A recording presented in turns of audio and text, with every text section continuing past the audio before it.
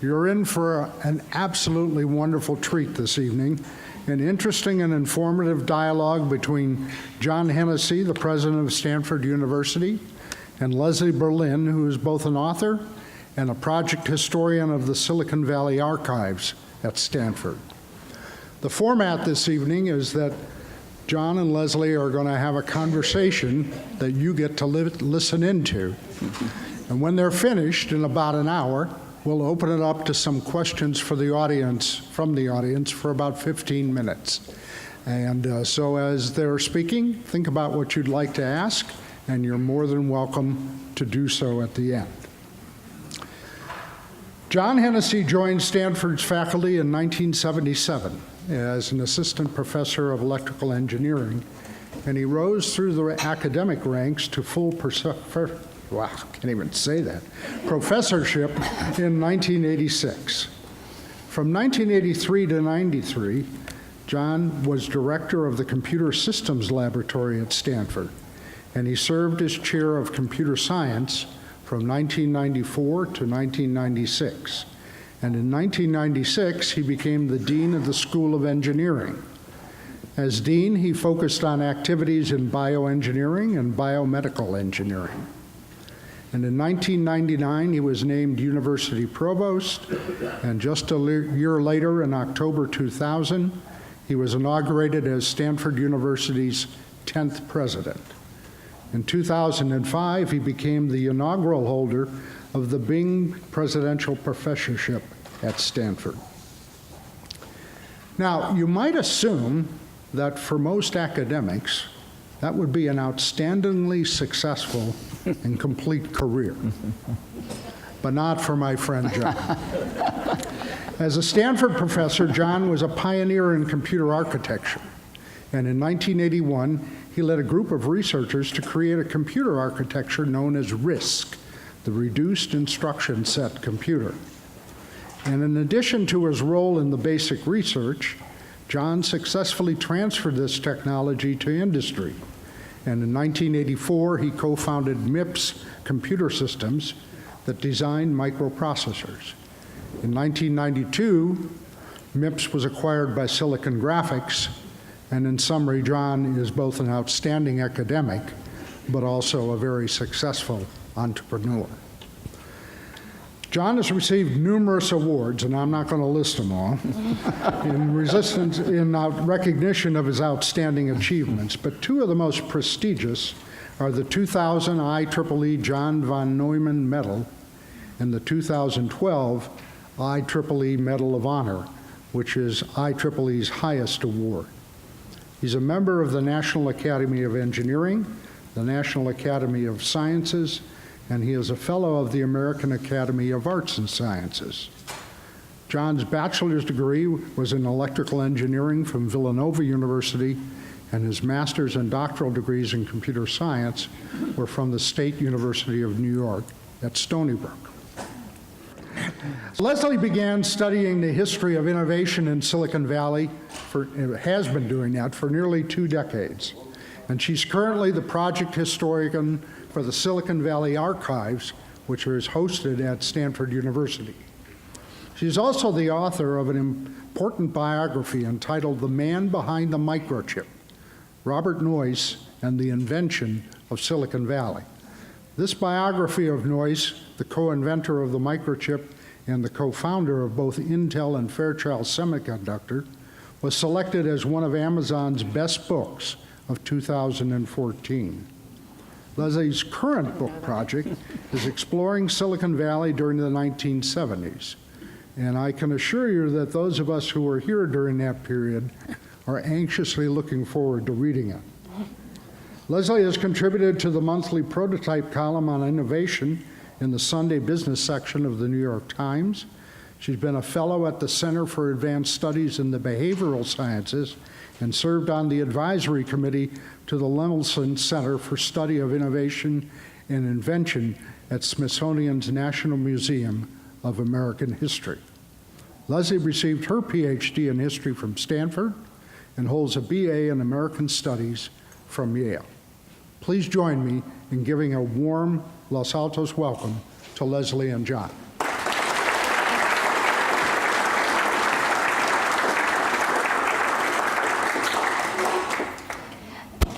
right, so tonight we're going to talk about the relationship between Stanford and Silicon Valley, and this is a relationship that goes back decades. As a matter of fact, well before Silicon Valley was ever called Silicon Valley, when the valley was known as the Valley of the Heart's Delight and known for its apricot trees and its plum trees. If any of you ever go up into Los Altos Hills and you see the Packard Orchard up there, which is just one of my very favorite places on the entire planet. Just to imagine the entire area looking like that, it's just magnificent. And there's been a relationship with Stanford going back just that far.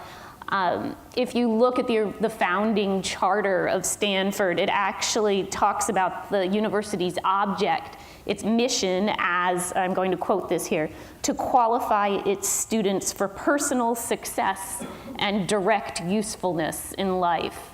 And I think it certainly seems when you look at what Stanford-affiliated people have done, when you look at that now, it seems like that charter's been quite fulfilled. By one estimate, this was from 2012, companies formed by Stanford entrepreneurs generate world revenues of $2.7 trillion annually and have created 5.4 million jobs since the 1930s. Now that figure includes non-tech companies, so companies like the Gap, for example, or Nike. But even when you look at companies that we think of as tech companies with a Valley sort of association, you can see Stanford as the birthplace of, I'll give you a few of them, HP, Cisco, MIPS, Sun, Netscape, Yahoo, Google, PayPal, IDEO, NVIDIA, Tesla, Instagram. Any shout outs from the audience? VMware. Varian. Yeah. Silicon Graphics. Sorry. Ford Aerospace. Yeah. Argo Systems. Yeah. Argo Systems. Others. Intuit. Yeah. Do you have any to add? Stanford Telecommunications. Yeah. Yeah, Shockley Lab. There we go. There's an interesting one. Backwards connection. This is a critical ingredient, but a failure. That was. Yeah. So I mean, it's really been it's quite a fantastic sort of track record. So what we're going to talk about now is how it all got started, where we are now, and where we see this sort of going in the future. And this is really going to be a little bit more like an interview with me doing the questions and President Hennessy providing the answers. So the first question that I wanted to ask you is, when you hear the phrase Silicon Valley, or when you use it, what are you talking about, a specific location, or are you talking about something else? Well, I think, Leslie, first we are talking about a location, a part of the world, I think, because in many ways we're tied to the environment. We're tied to the weather has certainly been something that has influenced the growth of the valley. It's one of the things that brought Fred Terman back from MIT. He had a case of asthma and needed to be in a drier, warmer climate. Came back to Stanford. So I think it starts with the place, but I think it's also a state of mind. It's a way of thinking. It's a notion of, this is a place where meritocracy is really the value system that we use. It's a place where innovation and risk-taking are really cultivated. It's a place where people from all over the world have come and contributed and now call it home. And I think that's part of what the Valley magic that's really made it so successful. Mm-hmm. Yeah, absolutely. And so you mentioned Fred Terman. How many people in the audience are familiar with the name Frederick Terman? Okay, lots of people. So then for our purposes, we'll just say Fred Terman is one of the, it was interesting just today I was reading that I'd known Terman was really important in the establishment of what's now called Stanford Research Park, and in 1951 when it was founded it was called the Stanford Industrial Park. I hadn't realized the extent to which he was really pushing against the idea of building a bunch of suburban houses in that space. You know, Stanford had all this land that was basically being used for grazing and was not bringing in enough money. So this was part of the reason that the research park was built. And traditionally people talk about Terman as being the sort of source of the relationship between Stanford and the Valley. I'm curious whether you agree with that as an origin point, or? I think there's some accuracy to that. At a time when, in many universities, relationships with industry were considered forbidden, taboo, he didn't have that view. He viewed it as really the opportunity to work together, the opportunity to see technology go out there. I think he also, in the aftermath of the Second World War, really bought into the notion that the country had to restock its technology bookshelves with new pieces of technology which would be exploited in the future.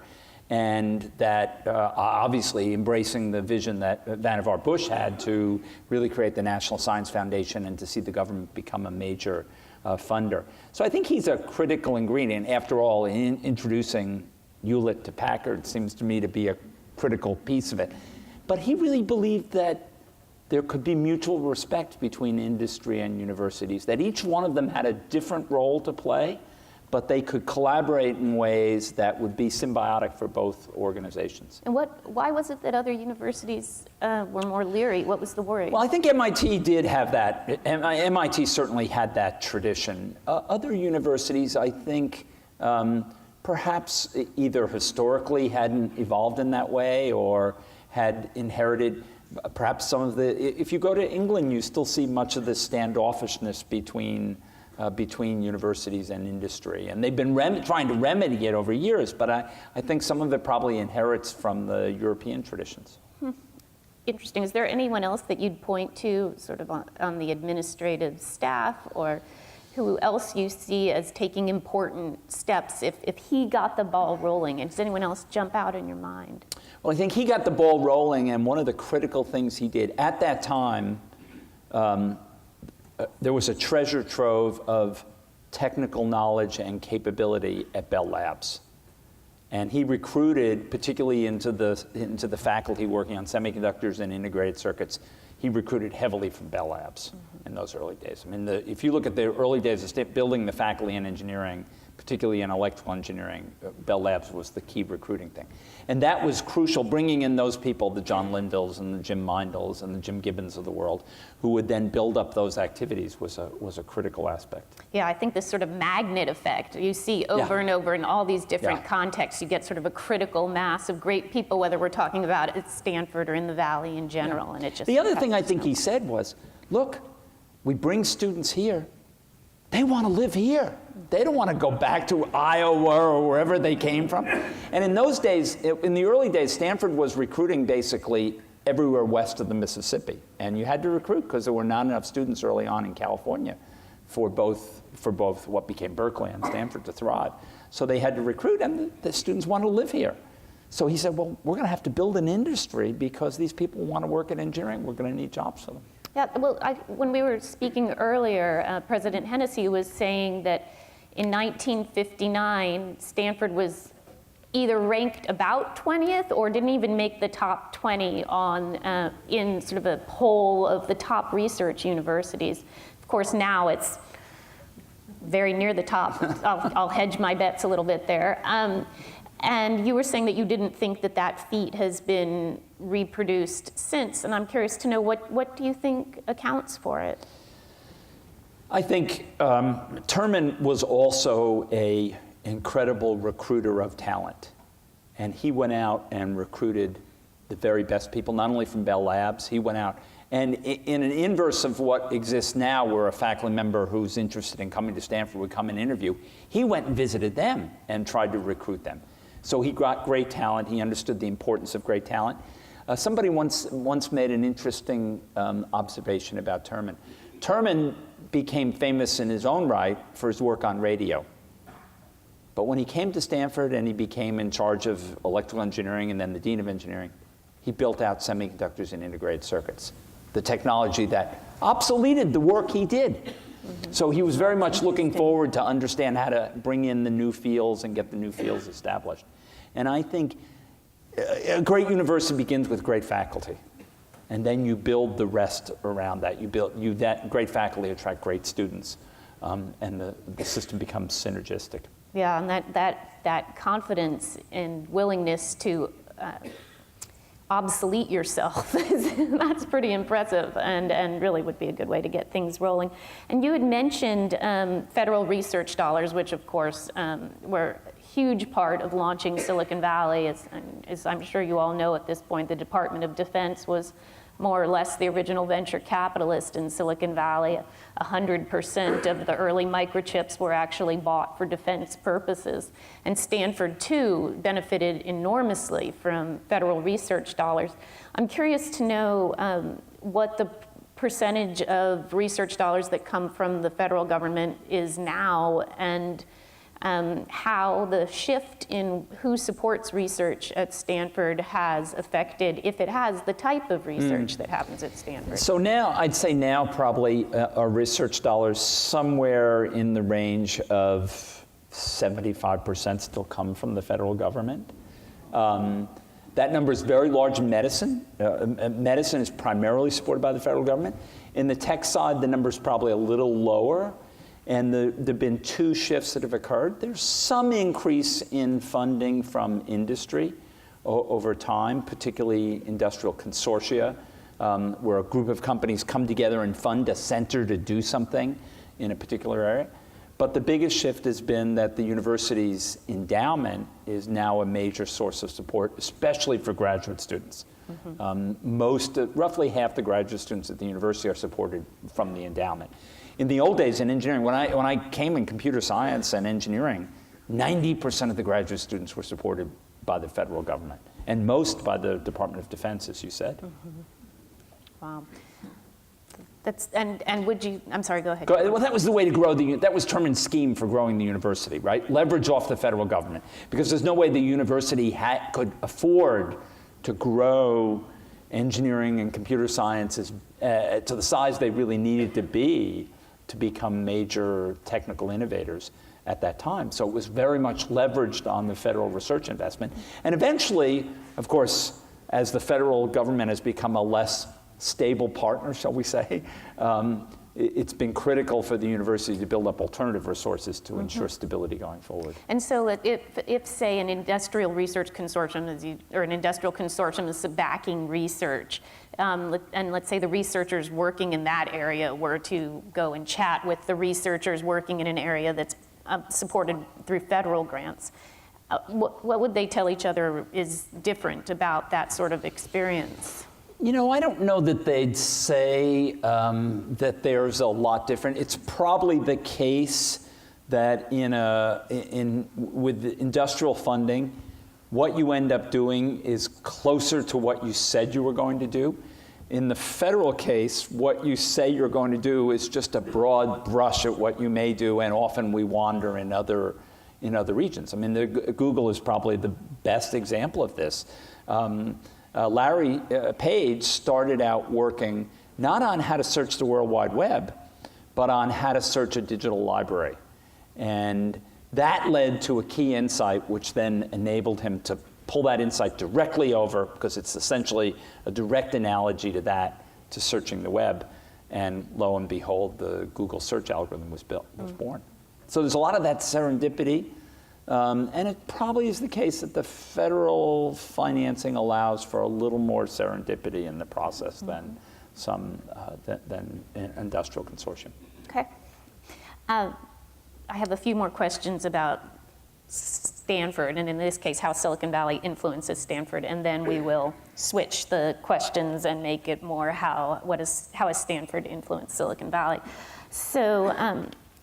I wanted to turn the clock back a little bit to talk about something that actually our introducer, Chuck Geschke, was intimately involved with, which is the invention of the Alto computer at Xerox PARC. Does anyone else in the audience have anything to do with the Alto at PARC, just out of curiosity?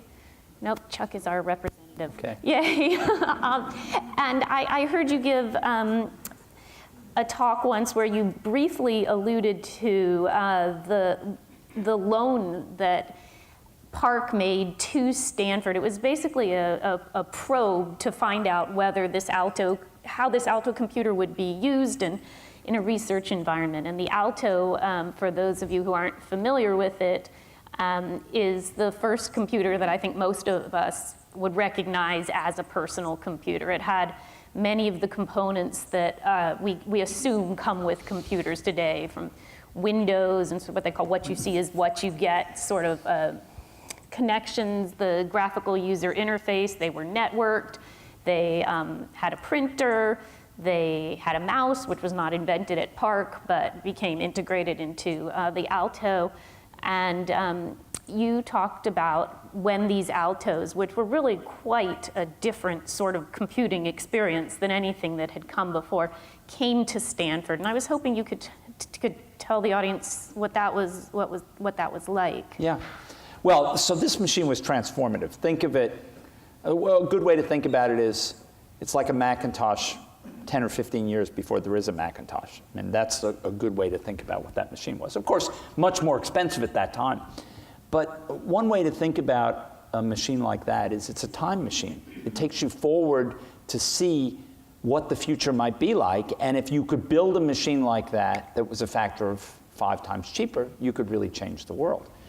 So those machines were given to Stanford. Out of that, I'd say, out of that inspiration came several companies who were inspired by that ability and the question. So it, for example, introduced the early Ethernet, versions of the early Ethernet into Stanford. So we had these 60 machines. We realized, hey, this networking stuff is terrific. I don't have to pick up a tape and carry it across campus. If I want to move some data across campus, I can have this internet, this local area network hooked up. Of course, we had connection to the ARPANET at that time, but on campus, this provided a lot more connectivity on campus. Cisco is basically a company that came out of the need to hook up all the computers on campus, and they started building the technology to do that. It inspired the creation of both Sun and Silicon Graphics, because Jim Clark said, well, here's the beginning, but I want to do something that can do 3-dimensional graphics, color, much faster, much higher performance, not just 2-dimensional graphics. Sun originally started as a diskless workstation company, modeled off of trying to do the Alto. I think, at that time in the computer industry, much of the innovation was coming from 3 great research labs: Bell Labs, IBM Research, and Xerox PARC in our own backyard here. They were phenomenal places, and the concentration of talent that was there was better than you could find in any academic institution in the country at that point. Mm-hmm. And they were really birthplaces for innovation, and I think they influenced a lot of what went on at Stanford, as well as, of course, what Steve Jobs ended up doing at Apple. Yeah, I mean, it's a really cool sort of symbiotic relationship. I was looking back at the early decisions about where to site Xerox PARC, and they were considering, well, should we put it in New Haven? Should we put it near Princeton? And they actually chose Stanford in part because A, it was not very expensive, which is insane, and B, because of the sort of vibrant, what they called intellectual nightlife, because you had Stanford, you had Berkeley nearby, you had, of course, the AI lab at Stanford, right. You had all this going on. And so it became this really kind of cool cycle where they wanted to be here in part because Stanford was here. Stanford then benefited from this sort of relationship. You had people from PARC who were coming and teaching at Stanford, and then people from Stanford who were coming and working at PARC. And it became, and it seems like there was that sort of exchange going on in several places at the time. Yeah, and it was an incredible time in technology as things were being created and born in the first prototypes. And there was a lot of innovation going on. The computer science department had started in '64. And it was not the first, but one of the first computer science departments in the country. The AI lab was sitting out on Rastrodero Road, and it had its own unique computing environment. And this was a time when you would never send out spam because it was considered such a social faux pas. And you would be condemned by your fellow community members if you did that. So it was a very different time from that perspective. And the beginning of robotics up at the AI lab were going on. So it was a time with a lot of innovation and a lot of creativity at once. Yeah, that's actually why I'm writing a book based, on this time period. There's just so much ferment going on. And of course, over here in semiconductors, you have the birth of the microprocessor, which of course is underpinning all. It's just a crazy, exciting time. Yeah, it is an incredible time. And so that experience of having what was in some sense beta testing of what actually never really became a product for Park, but could have potentially become a product. They ended up making the star instead. Does that happen now? Does Stanford get sort of first look-see, or do Stanford researchers get first look-see at products? We still try and do this by getting our faculty the kind of versions of this kind of equipment that you would get now today in a lot of different fields to try to accelerate them, or by collaborating with somebody local. So you want to do gigantic computation that's very large beyond what the university can do, then we can have a discussion with Google or Yahoo or somebody about getting access to a massive amount of computing resource. And also data. In the time when people are really trying to study social media, how people use technology, what its implications are, being able to get access to data is really crucial. We just had a student, a PhD student in computer science, and he's also pursuing a JD, do some work on the NSA's use of metadata. And he was able to get a download of metadata from one of the phone companies with agreement to keep it confidential and scramble the phone numbers and things. But from that metadata, he determined that, in fact, the NSA was capturing much more personal information about people's activities, who they conversed with, and in their connectivity, than anybody was led to believe. So that kind of opportunity to do that kind of work by collaborating with industry is crucial. There's no way a university can get access to the core data that it needs to get the insights. Mm-hmm.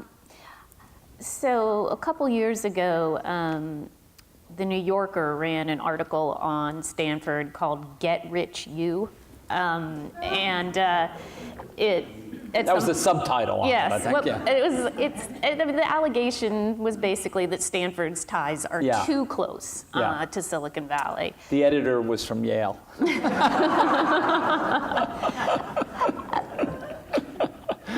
Maybe Harvard, I don't know, someplace like that. Well, I'm curious to know what sort of response you have to that. So I think the article, most of the article was just fine. I think it got written, the final piece of it got written and the title got chosen in the week that Instagram was acquired for $1 billion by Facebook. And so that gave this image of, here's a company that started, it's a few years out, it's acquired for $1 billion, this is all about doing this. Without the context of, that was a very unique situation. Facebook's going into an IPO. They don't have good photo sharing software. Instagram is worth $1 billion to them at that moment in time, not under normal circumstances. So that cast a kind of shadow across the beginning of the article. I think the rest of the article was fine. I think people would be surprised by how much independence faculty still generate in terms of deciding their own research agenda. It's true that students want to be entrepreneurial. We want them to graduate. We actually do pretty well. One of the examples brought up in that article is a company founded by a student who happened to be my academic advisee. He finished his degree, and so did everybody else who started the company with him. Because I told him when he came to me and said, I want to start a company, I said, are you going to finish your degree? You call home, talk to your parents about whether you're going to finish your undergraduate degree. Graduate degree is a different ballgame, all right? It's fine for Larry Page and Sergey Brin and Jerry Yang and Dave Filo not to finish graduate degree. That's a different ballgame. So I feel the relationship has worked pretty well for us. I think faculty tend to be very independent. they're, of course, looking for a whole other set of value. They have a whole other set of value system they're trying to satisfy, and that tends to work well. You can have conflict of interest, certainly. You have to watch out for that. You can have other issues. Sometimes, not everything is perfect, but on balance, has it worked well for both the Valley and for the university? Absolutely.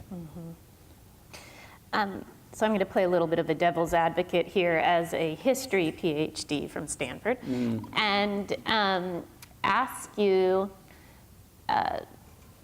I know that Stanford wants very much not to be strictly seen as a science and engineering school. And I'd like to know what would be lost. I mean, if Stanford became sort of Caltech North, what would be lost? Well, besides 3/4 of the students and more than half the faculty, I think, I think we really value the broader experience that our students get, in particular our undergraduates get, but graduate students to some extent as well. We value it because we think it helps develop skills which will be vitally important that aren't necessarily their technical skills. Their people skills, their relationship skills, their leadership skills, and those are not built just by taking a set of technology courses. They're built by taking other things, understanding human condition, having good exposure to the humanities, having exposure to the arts, thinking about creativity. Those are things I think that are built very much in the tradition of a liberal arts education. And so and the interesting thing is, our engineering students still have a foreign language requirement, still have the same humanities requirement basically that other majors in the universities have. And if you go to many other institutions, they've abandoned that for their engineering majors. And we've managed to keep it. So I think we put great value on it. Interesting. So we were speaking before, and I was saying that just this week I read Bill and Melinda Gates's commencement address from last spring. I don't know how many of you have read it, but if you haven't, I would really suggest reading it. Or you can watch it, you can hear it. President Hennessy was saying it's actually even more enjoyable if you watch it because it involves putting on big black nerd glasses at some point. And in that speech, they talked about Stanford. They said there's an infectious feeling here that innovation can solve almost every problem. And I'm curious to know, where do you think, first of all, do you think that's an accurate characterization? And if so, where do you think that comes from? So I think when I was being inaugurated as getting ready for my presidential inauguration, I was thinking about what I should say in that speech. And I was trying to characterize what really has made Stanford unique. And after thinking about it for a long time, I decided what's made it unique is this willingness to be pioneers, to be risk takers, to be entrepreneurial, but not entrepreneurial in the narrow sense of just starting companies, entrepreneurial in the sense that you're willing to rethink how you approach problems and view them from a different perspective. I think that is a valuable asset for the university. It's one that's deeply embedded in the history of the university. It's one that we try to instill in our students in a very broad way. And I think that's part of what we think of as that kind of educational mission that really makes us different from other institutions. That's really interesting. As you were speaking, I was thinking, when I was choosing among grad schools, one of the reasons, I would say the primary reason, other than my husband saying that he would never move back to the East Coast again, which was another big factor. We're from Oklahoma, and he's like, we've been on that side, let's try this side. But another big factor was that at Stanford, when you were admitted to the graduate program, you received a guaranteed fellowship for the entire time you would be there, or what they considered a reasonable amount of time that you should be there. And everyone in your group had the same guaranteed fellowship. And the other schools that I was looking at, you got a fellowship ranked based on your rank coming in, and at the end of every academic year, you would be re-ranked, and your fellowship would reflect your ranking. And consequently, when in my department, we worked together a lot. We really collaborated and helped each other, read each other's work, prepared for comprehensive orals together. And I think that was the type of collaborative innovation where the sum was greater than the parts that I think of as one of the unusual ways that Stanford encourages a certain kind of thinking. Yeah, and so it's part of the Valley thinking too, right? Intelligent risk-taking is respected, even if you build a company that's not successful, provided that it was done intelligently, it had a reasonable goal, it had the opportunity to be successful. And that's one of the things I think that's missing in large parts of the world, and why attempts to clone Silicon Valley have failed in so many cases. Mm-hmm. And do you, I mean, to what how important is it, to what extent is that a California feature? Is that just sort of part of, is that a Western sort of, where does that come from? Yeah, it is sort of I mean, it feels like it's part of the Western tradition, the California tradition. I think it's not the only thing that characterizes the Valley, and the Valley isn't the only place it exists, clearly. Mm-hmm. But clearly, it and a number of other characteristics are embraced here in a way that they're not quite embraced in other parts of the world. Mm-hmm. Yeah. And there are parts of the world where taking risk is what you never do. So, and they've had real difficulty getting innovation started and being successul. Yeah, and there's also, I think, that, again, that sort of snowball effect that we're talking about. I mean, one of the questions that no one ever asks me about Silicon Valley, which I think is kind of an interesting question, is, well, why has it lasted so long? I mean, I feel like in the mid-70s was when I started seeing Silicon Valley's going to disappear. It's too expensive, it's too crowded, no one in their right mind wants to live here anymore. Yeah, and look, it morphed. I mean, it became, when I came, if you wanted to go back and talk to the movers and shakers in the computer industry, you got on a plane and you flew to New York or you flew to Boston. And now where does everybody fly? Everybody flies here. So this creative destruction, I mean, before it was Silicon Valley, it was Iron Oxide Valley, right? It was the center point between IBM down in San Jose and Ampex and others of the magnetic recording industry. Then it became silicon-centric, then it became computer-centric, then it became software-centric, and now it's very much web-centric. Right. So it's enabled this creative destruction, and a lot of what's happened, I mean, it's one of the reasons that HP was so critical. A lot of the talent that got trained in HP became the management and leadership talent in the next generation of startups. And the same is true about Intel, the same is true about all these companies.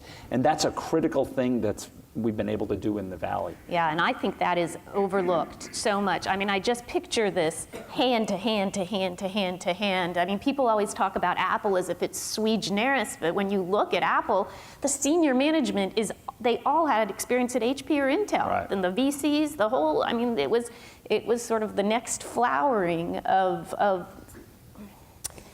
an ecosystem that had already been in place, you know, and it's just that perpetuation, I think, has been a huge. And it's one of the harder things to create. There are lots of great universities around the United States, and there's lots of great technical talent coming out of those universities, and they're really smart people.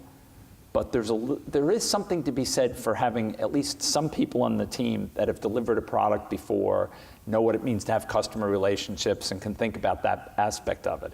And that's really where the experience from one generation of companies really feeds the next growth of the next generation. And that's why your comment about the weather, which I know is meant a little facetiously, I think is actually really important, because the reason I think that the Valley has persisted so long is people want to come here, which is huge, which is why it's so important that we continue to support things like education and get affordable housing or more affordable things that will make it so that people can come here. Right.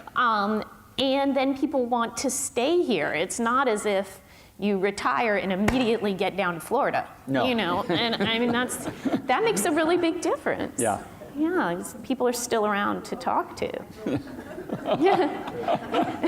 There does be a little bit of a train to Hawaii, I've noticed. Maybe a little bit. But you don't move there. You may go for some period of time, right? But you come back here. Right. If you're at the University of Chicago, you retire, you're getting out of the place. I wanted to ask you personally about the differences that you've seen between running a high-tech company and running a university. Well, you don't run a university, I think. It begins with that. It runs you. I mean, I think you should think about a university as I like to think of it as an upside-down pyramid, right? And the president's down at the bottom of the apex, supporting the rest of the pyramid. Or there's another great line. A university president is like a caretaker at a cemetery. There are lots of people under him, but nobody's listening. So it's a different element. I think sometimes people, sometimes people who haven't worked in industry and students sometimes, naively think that the CEO just gives marching orders and things happen. That's not true. Great CEOs are inspirational. They get people to really march to a vision of what wants to be accomplished. That's true in a university, except most of the ideas come from the faculty, and there's relatively little. We have students, but we don't have customers per se that are telling us, okay, we'd like to see this kind of generation product. So it has to be a very different kind of melding that goes on in a university. Last night I was over at one of the undergraduate dorms, and a student gets up and says, well, a university is like a business. I said, stop. We have 20 applicants for every position in the undergraduate class. The first thing is, for even the students who are paying full tuition, they're not paying what it costs. They're all subsidized by 25% roughly. And then, if you don't have enough money, that's okay. We'll give you the money you need to pay for your education. And you wouldn't do this if you were a business. So there are fundamental things about the value system in the university that are different. That's very interesting. And when you think about, we've talked a little bit about how some ideas developed on the outside make their way into the university. What do you think are some of the key ways that ideas developed within Stanford make their way out? So I think the lesson we've learned about that process is you don't transfer technology through the normal ways in which academics publish, or you transfer people. And you look at every successful startup. Every single one has involved people moving from the university into the company, at least for some period of time, to get it started, starting with Hewlett-Packard, but every single one. And I think that's a message about what it takes for a new idea to be successfully transplanted, to grow. It really takes people who believe in the vision of what that company can do. And it's very hard. I mean, a lot of us, I didn't start out thinking I was going to start a company. I hoped that the existing players in the computer industry would pick up our technology because it seemed so obviously great. And when they didn't, Gordon Bell, one of the founders of Digital Equipment Corporation, came and said, you have to start a company, because if you don't, this technology is not going to get out there, because partly it's too disruptive, it obsoletes too many existing products, all these kinds of things, some NIH factors, and he convinced me to do it. So I think that's certainly, I think there are in other sectors, we try to do things in other ways. We have a new center we're just starting on cybersecurity. Our government needs a lot of help on cybersecurity. Governments around the world need a lot of help. International organizations need a lot of help. So this is an opportunity to really develop policy and insight and try to serve as a neutral meeting ground where government and industry, who now on the cybersecurity thing, the relationship between the NSA and industry is at an all-time low. Can the university serve as a meeting ground to try to rebuild that relationship in a way that's good for the country? When you talk about people being the key vector by which ideas are transferred out. Does Stanford have a policy that is more liberal, less liberal, about the same as other major research universities when it comes to, say, faculty taking leave or faculty being allowed to consult? I think it's similar. I don't think it's dramatically different, although I know in earlier times some of the institutions were worried about this because particularly if companies were set up here and they were, let's say, at an institution in the Midwest, the chairman and the dean would worry a lot that if they let a faculty member come out to California for a leave, they weren't going to come back to beautiful Illinois or Madison or somewhere, which are great institutions in their own right. So there's been some of that issue, but I think by and large the policies are the same. In a lot of parts of the US, there's just nowhere to go if you want to start up something, and it's clear the venture community, the talent base is here, the venture community is here, all those things reinforce the value of doing it here. I mean, I think one of the most surprising things is Mark Zuckerberg's going to start Facebook. What does he do? He picks it up, moves it from Cambridge, which there's a great talent base right there, and comes across to California and starts a company in California. Mm-hmm. Yeah, and also Stanford's made some great licensing deals. Yeah, we've one or two we've done well. Yeah. We've done well. Google search algorithm. Google is DNA. Good. Yeah, recombinant DNA. Yeah. We've had a couple of really good ideas. Successful. Those were good ideas. Those were good ideas, as the president that fuel would say. lots of good things. They Yeah. fuel lots of good things. So now moving to the. But I should point out, it's important to point out that the total philanthropy from the Valley dominates our licensing revenue by at least a factor of 10. Wow. At least a factor of 10. We like to say, imagine Bill Hewlett and Dave Packard with this little invention they had that was used then to build the first audio oscillator. They sold 7 of them to Walt Disney. Walt Disney made Fantasia with it. That's the beginning. And you can actually go today and go in the Wong Engineering Building, and down in the basement is a replica of the garage where they started. And there's one of those little oscillators sitting on the lab bench there, you can see. But we like to say, imagine the most money you possibly could have licensed that for. Multiply that by somewhere between 100,000 and 1 million. And that's the philanthropy that eventually came to Stanford from the Hewletts and Packards. That's super interesting. I would actually recommend anyone who wants a fun little excursion to go to that Wong Engineering Building. And you just go down in the basement, because in addition to the HP garage, there's the original Google servers down there. There's the original Google servers, there's the original NVIDIA, there's a Sunboard, there's a lot of great stuff from the early days. Yeah, I mean, and then you can go get lunch. I would really recommend it on a nice afternoon. It's a really fun way to not write your book, for example.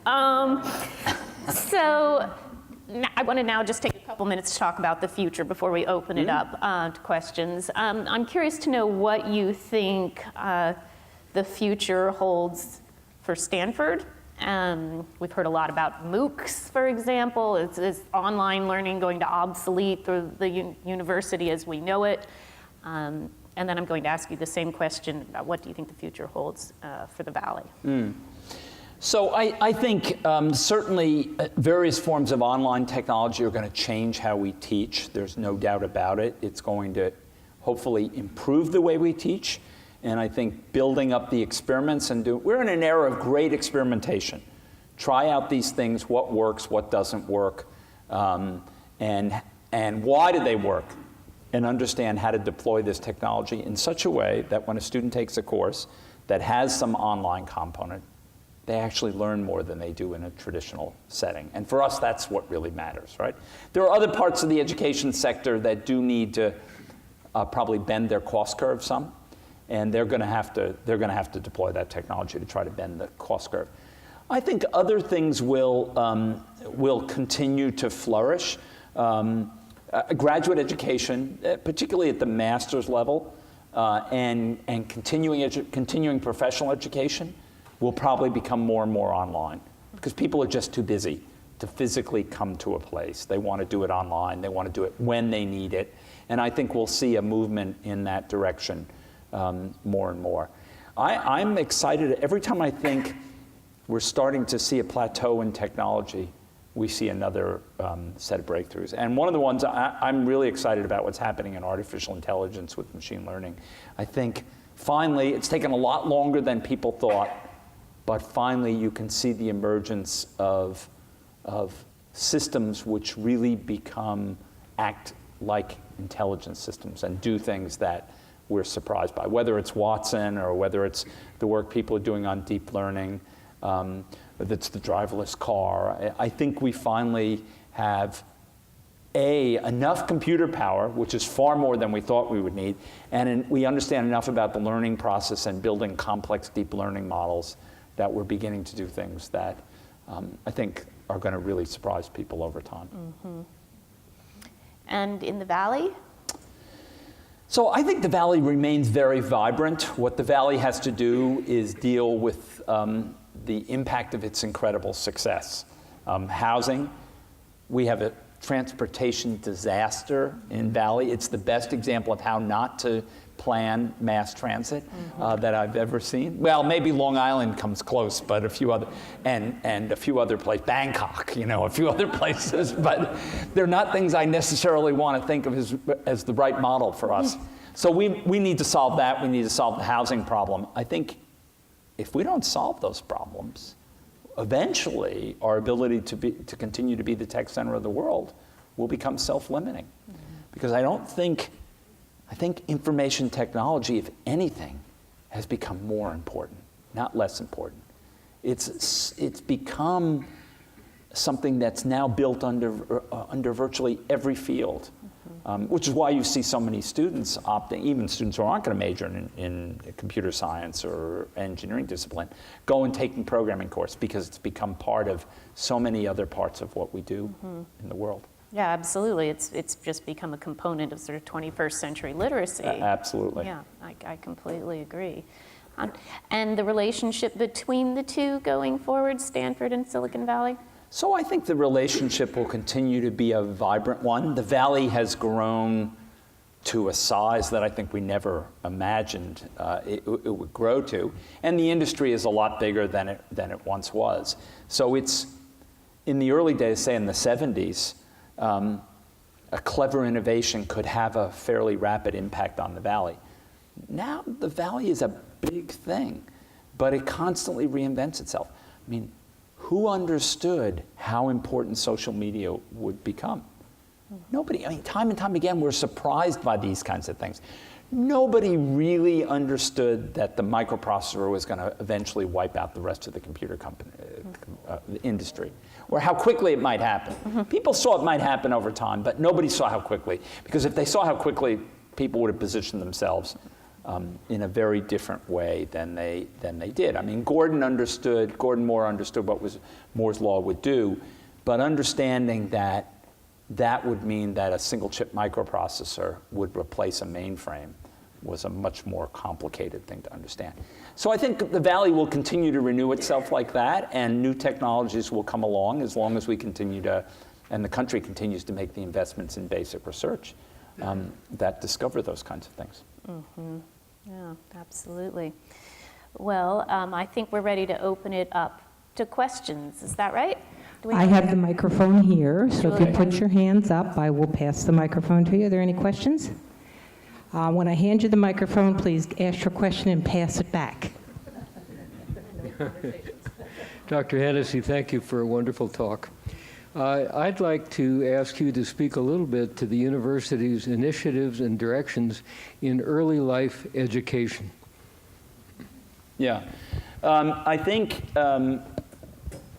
by early life, you mean what happens to children in their very first few years? Yeah, say 0 to 10. Yeah. So what we know is that our problems with children and what they learn in K-12, K-6 begin before they arrive at kindergarten. The real crisis we face is that children are not necessarily in a learning environment from the day they're born. And you can see this play out in lots of ways. I mean, if you take a child that lives in a well-off family that's educated and exposed, that child knows how to read when they arrive at kindergarten. If you take a child from a family that doesn't have those kinds of opportunities, that child doesn't even know their ABCs when they get to kindergarten. And they start out behind, and the difficulty really fundamentally is they never catch up in terms of how well they do. And we need, as a country, to rethink how we do things, how we allocate money. I think the thing the president really, and the president has, President Obama has pushed for this, we should have pre-K available to everybody. It's the most important thing we could do. In some sense, it's more important than the community college initiative. The problem isn't California. The president's change on community college isn't going to do very much for students in California because community college is very expensive. It's very inexpensive in California. The problem is most kids who start in community college don't finish. 2/3 of them do not finish either the 2-year degree or transfer. That's the problem. And why? Because when they graduate from high school, they haven't really done the material that's really high school material. So they come into community college, and what are they doing? They're taking remedial courses. And it's just a recipe for problems. So we need to fix that, and we need to invest really early. Kids need to be exposed to books and learning and language at a very early age, especially when their synapses are just forming. So I have two questions for both of you. The first one is, was it a lightning bolt? What hit the Board of Trustees at Stanford that made them decide they wanted to invest in engineering? And secondly, is risk still around? Do we see it somewhere where it's just invisible? What became of it? Do you want to talk about lightning bolts? You can take risk first. A risk, yes, is still around. It's the dominant player in the embedded space, which is in fact where most of the microprocessors in the world are. So you pick up your cell phone, it probably has an ARM processor in. That's what's happened. It's gone into that space. That's where it's really a big player.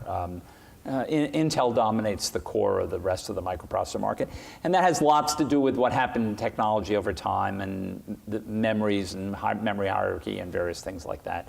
I think, you know, as Leslie alluded to, one of the interesting things about Stanford is Stanford's had both this idealistic and this pragmatic vision of the university, and believed both should be there.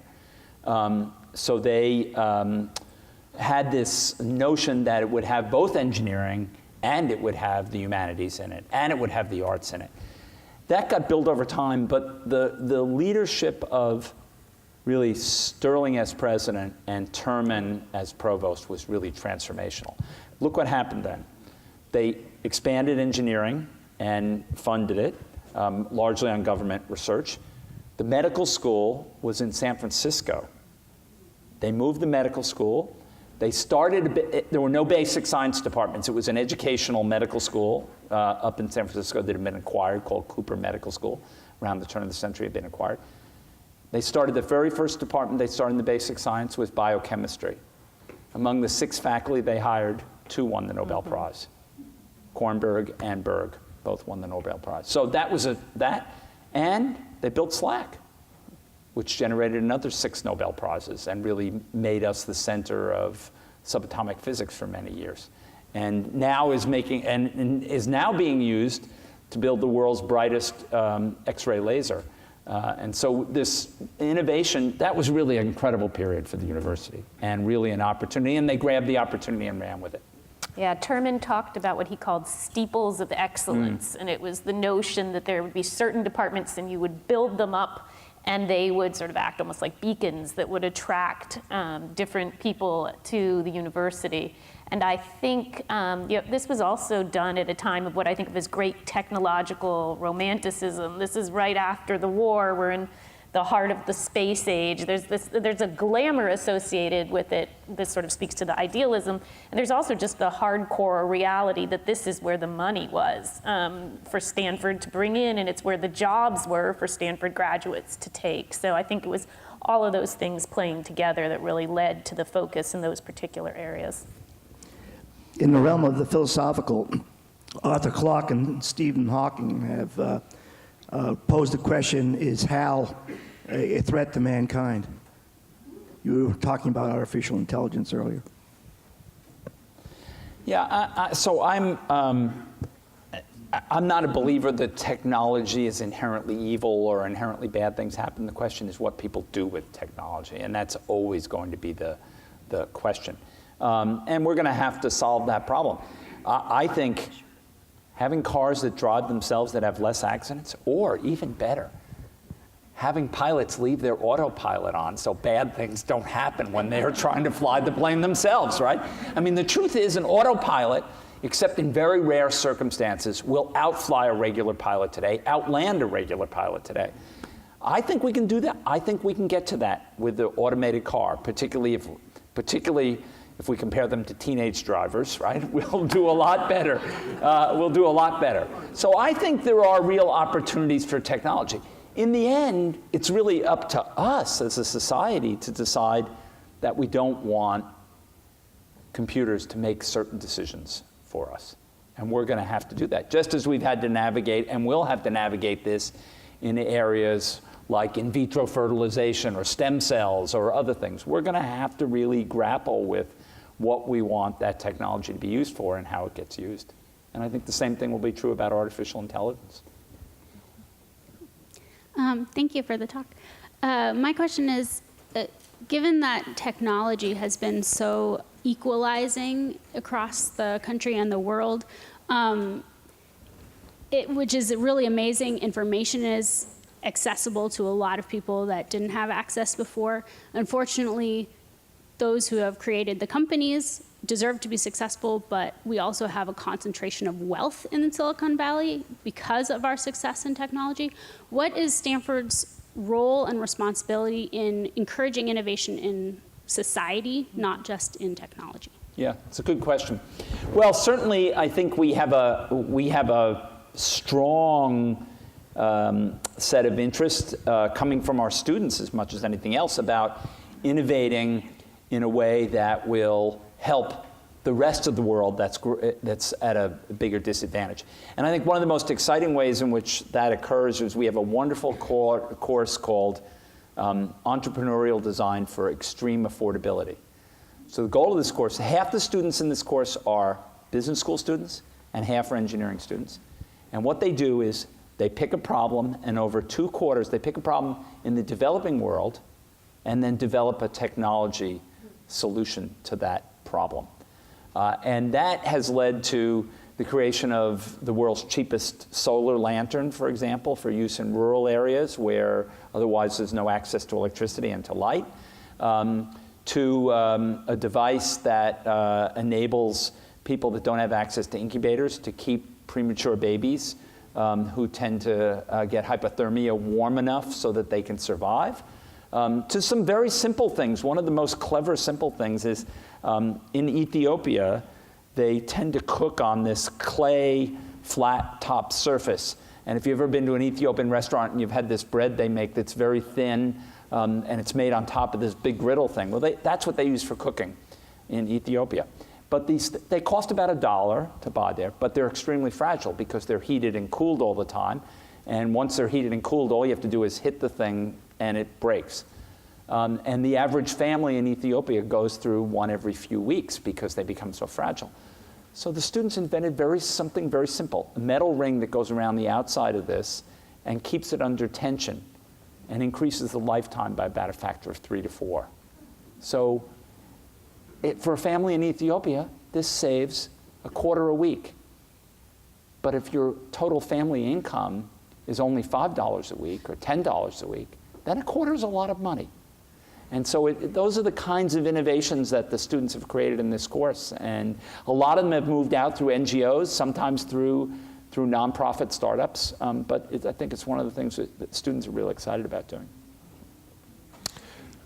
Seeing that we are, thank you very much for being here. Seeing that we're in a church, I'm wondering if you can comment on the role of religion, spirituality with Stanford and the Silicon Valley and vice versa. So Jane Stanford was a big believer in the role of spirituality and religion, and the reason that the church is right in the middle of the quad is because Jane insisted it was going to go there. In fact, Frederick Law Olmsted, who was the person who laid out didn't architect the buildings, but laid out the campus, wanted to put the library there.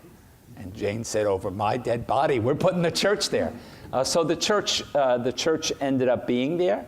It's certainly in this intimate space, I think, an important part of really helping our students. You look at today's students, or look at people in the Valley. Look at how frenetic life is in the Valley. Look at how frenetic life is for students today. Getting places where there's an opportunity to think about what you're doing in your life, the spiritual side of it, where you're going is critically important. We just opened a new center, the Windover Contemplation Center, which is a place where students can go.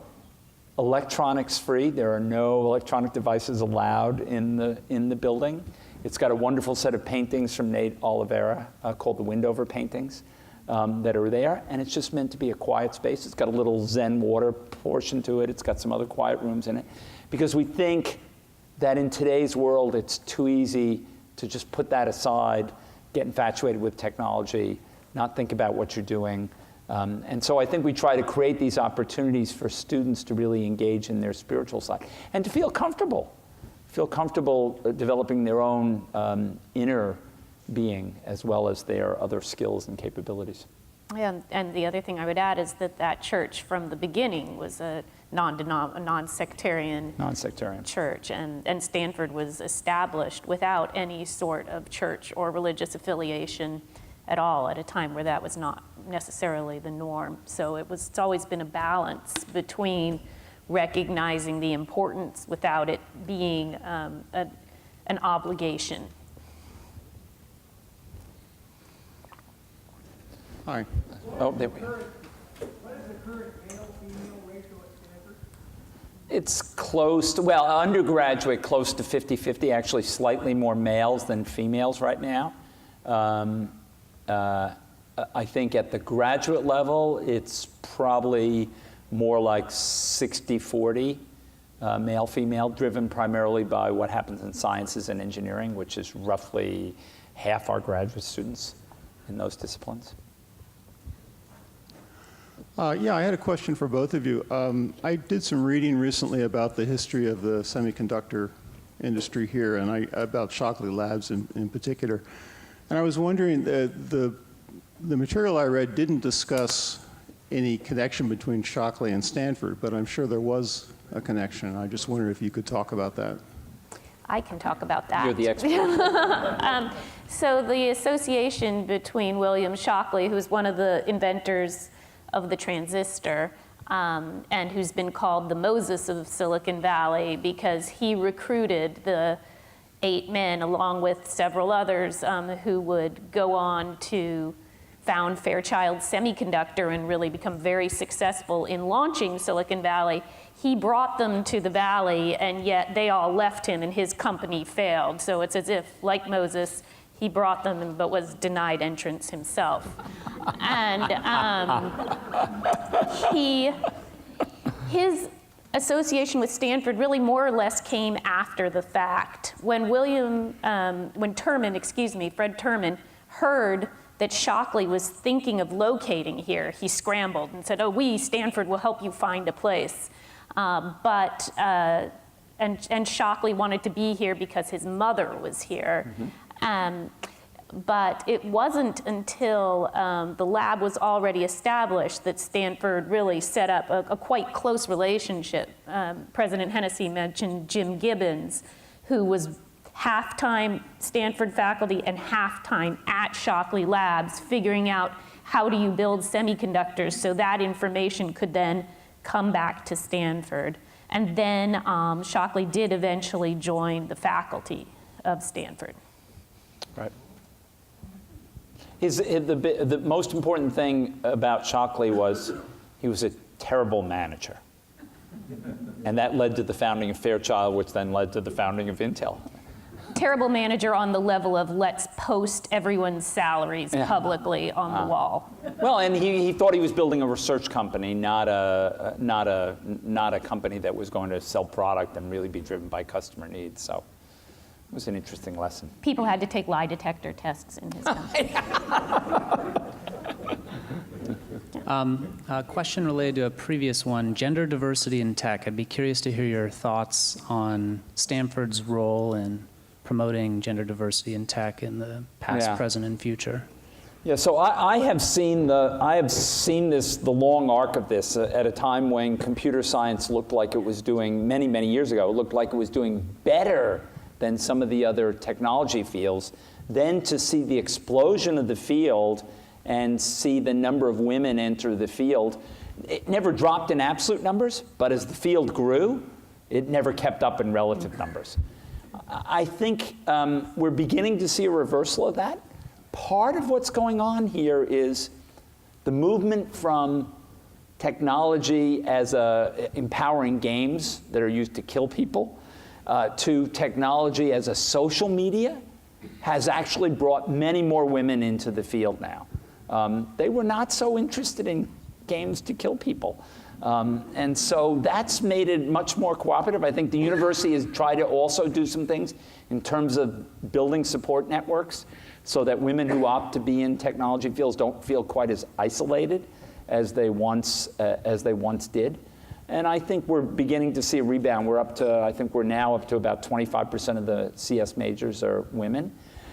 We've started a new set of majors we're really excited about called CS plus X, where for X you can fill in whatever humanities field you like, essentially. So you'll be able to major in computer science plus music, computer science plus English, computer science plus history, computer science plus philosophy. And these are integrated majors because for students to be both a science major and a humanities major is normally impossible to do in 4 years. So we've integrated the majors and figured out how to make the units work so that students can do this. And I think we're excited about the opportunity to take a set of students who have a deep love in the humanities but are also interested in technology and provide them with a really unique education. We'll take one last question. Great, thank you. Thanks for the opportunity. I appreciate, my question's for both of you, and I appreciate the observation that Stanford and Silicon Valley are participants in an innovation ecosystem. I imagine that both of you get questions maybe 100 times a year by visitors to this environment who are looking to recreate that same innovation ecosystem back in their own community. What are the best responses that you guys have developed over time for either explaining it or giving recommendations to them, if there is any? Go ahead. The first thing is, I think it really does make a difference building a really great university, because some of the most important, and I think you see this, if you look at what Xerox PARC's contribution is or what Stanford's contribution is, there are lots of little companies that get founded, but there are companies that are transformative. And those transformative companies create not just a single company, but maybe an entire industry around the sector. So that kind of fundamental research component is critical. We have an incredible meritocracy. It's one of the remarkable things. It's not perfect in the Valley. It's not perfect. It has its problems. People have views about, but I'd put it up against any other system anywhere else. This is a community that's very welcoming. You can come from anywhere in the world. You can find other people who come from that part of the world. You can find the kind of food you like. And you probably don't have to go very far, which is good because the traffic is a mess. You know, those are all critical things. Get the best and brightest. I've given a talk on how Stanford, best and brightest from around the world, faculty and students from around the world, wherever they come from, get the very best. Bring them here. Make it an environment that's really conducive to them to do, and teach risk-taking, intelligent risk-taking in a way that really makes sense and foster that.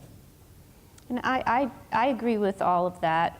I often point out that there is no magic recipe. If there were, we'd have other Silicon Valleys. But I think I would add to what you said, First of all, that Silicon Valley, what it is, has really changed. I mean, when you think about it, this used to be a very significant manufacturing center. There used to be people who had factory jobs in Silicon Valley. You were building these products here. That's not what Silicon Valley is anymore. So I think we've kept the name, but what happens here has changed over time. And I think an understanding that there's not just one way to be this type of economy is important. And related to that, I recently gave a talk at the Chautauqua Institute, and which is in upstate New York. And one of the things that I was pointing out to them is that, I mean, as the tech economy has grown so complex and so elaborate, what you often find is there's great advantage to looking at what you're already good at and then integrating that in. So for example, the glass on your iPhone or the glass that's in fiber optic cables. This is all made in Corning, or a huge amount of it. This Gorilla Glass is in Corning because Corning has been a center of glass production since the 1800s. And so that's a case where a community took an existing strength and found a way to feed it into this broader sort of tech infrastructure. And I think remembering that it's been flexible and that there are many niches to be filled that have great value and great economic value are two key things. Well, I want to thank everyone, but especially Dr. Hennessy and Dr. Berlin. Let's give them a big round of applause.